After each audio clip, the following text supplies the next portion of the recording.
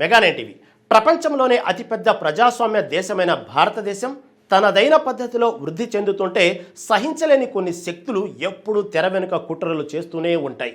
అమెరికాకు చెందిన కాంగ్రెస్ సభ్యురాలు ఇల్హాన్ ఒమర్ గతంలోనూ ఎన్నోసార్లు భారతదేశంపై తన అక్కసును వెళ్ళగక్కారు. కానీ ఈసారి ఆమె చేసిన వ్యాఖ్యలు అన్ని హద్దులను దాటేశాయి. భారతదేశం నరమేధం 8వ దశలో ఉంది అంటూ ఆమె చేసిన వ్యాఖ్యలు కేవలం ఒక వ్యక్తి చేసిన విమర్శ కాదు.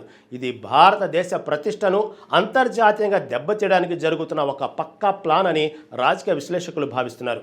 అసలు ఇల్హాన్ ఒమర్ ఎవరు? ఆమె వెనుక ఉన్నది ఎవరు? ఆమె ఎందుకు పదే పదే భారత్ను టార్గెట్ చేస్తున్నారు? ఈ 8వ దశ వెనుక ఉన్న అసలు నిజాలేంటి?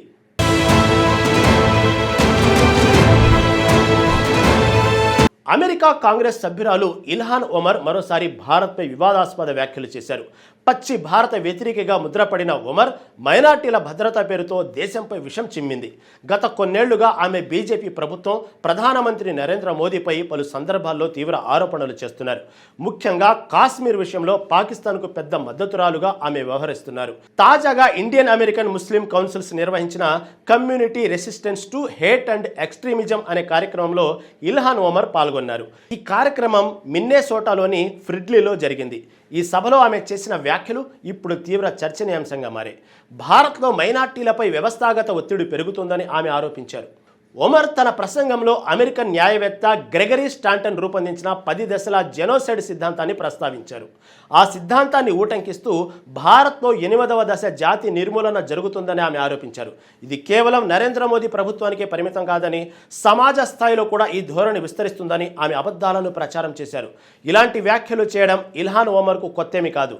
ఆమె 2019 జనవరి 3 నుంచి డెమోక్రాటిక్ ఫార్మర్ లేబర్ పార్టీ తరపున మిన్నెసోటా నుండి యుఎస్ కాంగ్రెస్ సభ్యురాలిగా ఉన్నారు. అప్పటి నుండి భారత అంతర్గత వ్యవహారాలపై ఆమె పదే పదే అనుచిత వ్యాఖ్యలు చేస్తూ వస్తున్నారు. ఆమె వ్యాఖ్యలు భారత్ వ్యతిరేక ఎజెండాలో భాగంగా ఉన్నాయన్న విమర్శలు కూడా ఉన్నాయి. భారత్ ఎప్పుడూ లౌకిక ప్రజాస్వామ్య దేశంగా ప్రపంచానికి ఆదర్శంగా నిలిచింది. కానీ ఇల్హాన్ ఒమర్ వంటి వ్యక్తులు నిరాధారమైన ఆరోపణలతో అంతర్జాతీయ వేదికలపై దేశ ప్రతిష్టను దిగజార్చే ప్రయత్నం చేస్తున్నారు.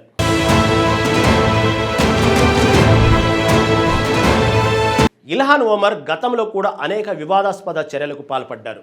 2022 ఏప్రిల్లో ఆమె పాకిస్తాన్ ఆక్రమిత కాశ్మీర్లో పర్యటించారు. ఇది భారత భూభాగ సమగ్రత, సార్వభౌమత్వాన్ని ఉల్లంఘించడమేనంటూ భారత్ తీవ్రంగా ఖండించింది. అయితే ఆమె పర్యటన అనధికారికమని, వ్యక్తిగతమైనదని యుఎస్ ప్రభుత్వం స్పష్టం చేసింది. అంతేకాదు 2022 జూన్లో ఒమర్ యుఎస్ ప్రతినిధుల సభలో ఒక తీర్మానాన్ని కూడా ప్రవేశపెట్టారు. ఈ తీర్మానంలో భారత్లో మైనార్టీలపై జరుగుతున్న మానవ హక్కుల ఉల్లంఘనలు, మత స్వేచ్ఛకు భంగం కలిగించడం వంటి అంశాలను ఖండించారు. భారత్ను ప్రత్యేక ఆందోళన కలిగించే దేశంగా ప్రకటించాలని యుఎస్ విదేశాంగ శాఖను ఆమె కోరారు. ఇది భారత్ అంతర్గత వ్యవహారాల్లో జోక్యం చేసుకోవడమేనని అప్పట్లో పెద్ద ఎత్తున విమర్శలు వచ్చాయి. ఇల్హాన్ ఒమర్ వ్యాఖ్యలు భారత్లో తీవ్ర ఆగ్రహాన్ని రేకెత్తించాయి. భారత ప్రభుత్వం, వివిధ రాజకీయ పార్టీలు ఆమె వ్యాఖ్యలను ఖండించాయి. భారత్లో మైనార్టీలు సురక్షితంగా ఉన్నారని, వారికి పూర్తి మత స్వేచ్ఛ ఉందని స్పష్టం చేశాయి. 2023 మార్చిలో కూడా ఒమర్ పంజాబ్లోని మానవ హక్కుల పరిస్థితిపై ఆందోళన వ్యక్తం చేశారు. కమ్యూనికేషన్ల షట్డౌను, అరెస్టులను ఆమె ప్రస్తావించారు.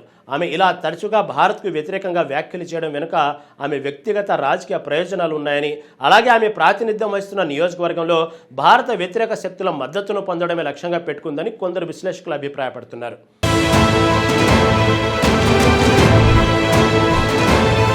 భారత వ్యతిరేక శక్తులు, ముఖ్యంగా పాకిస్తాన్లోని కొన్ని వర్గాలు ఇల్హాన్ ఒమర్ వ్యాఖ్యలను తమ ప్రచారానికి ఉపయోగించుకుంటున్నాయి.